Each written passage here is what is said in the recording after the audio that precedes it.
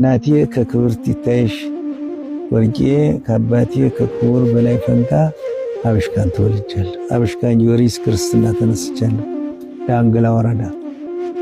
አሁንም ያንን ቦታ ገዳም አድርጌ ያስተዳድራለሁ። ታላቁ አባቴ ደግሞ ሙሌ በላይ የሚባል ክርስትና ያነሳኝ ያለቃ በላይ የስልሳው ልጅ እሱ ክርስትና አንስቶኝ አስተምቆኝ ከዚያ በኋላ በ4 ዓመቴ ወደ በ3 ዓመት ገና አንጻንሳለሁ ጊዮርጊስ ቸፈር ወረዳ ትንሽ ጊዜ ቆይተናል። በ5 ዓመቴ ወደ ናዳ ማርያም መጥቻለሁ። በሕፃንነቴ ወርቴ ታገቡኝ። በ64 ዓመተ ምህረት ደብረ ማርቆስ አባቴ ወስዶ ዲቁና መጋቢት 21 ቀን ዲቁና ሰጥቶኛል ከወንድሜ ጋር።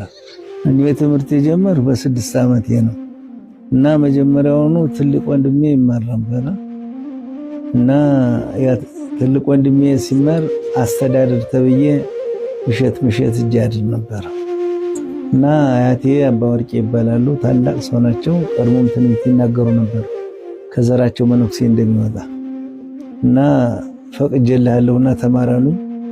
ከትልቅ ወንድሜ ቀጥዬ ትምህርት ጀመርኩ። በዚያ ዘከራ ላይ መርጌታ ታምር እንዳለው መርጌታ በቃ መጀመሪያ ከመርጌታ ታምር እንዳለው ዳዊት ተማርኩ። መዝሙረ ዳዊትን ከተማርኩ በኋላ ከትንሽ ወንድማቸው ከመርጌታ አበበ እንዳለው ደግሞ ከላለሱና ያው ችግር ማያደርገው የለም ጸመድ ጓም ገዛበት አጣሁ። ሳጣ ወደ ቅኔ ቤት ፈቀዱልኝና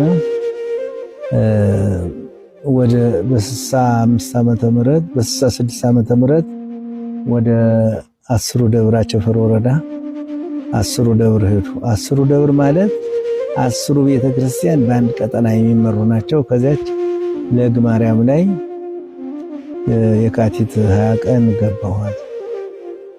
ከዚያ ቅኔ ከመምህር መንክር ስንሻው ቅኔ እዚያ ተማርሁና ታላቅ ወንድሜን አገኘሁት።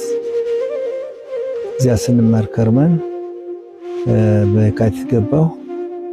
በአመቱ በየካቲት ላይ ቅኔ አንድ ጊዜ ቅኔ ሞላሁና የፋሲካ እዚህ መጣሁ። አሁን ተመልሼ ከመርጌታ ከነፈረጉ የዋሸራ ሰው ናቸው። ይህን ታክሊሉ ልጅ ናቸው። እዚህ ዋስታ ሄዱ። ከዋስታ ከመርጌታ ብርሃን ቸፈር ወረዳ ላይ ድኩል ሚካኤል ሄጄ ገባሁ። እዛ ቅኔ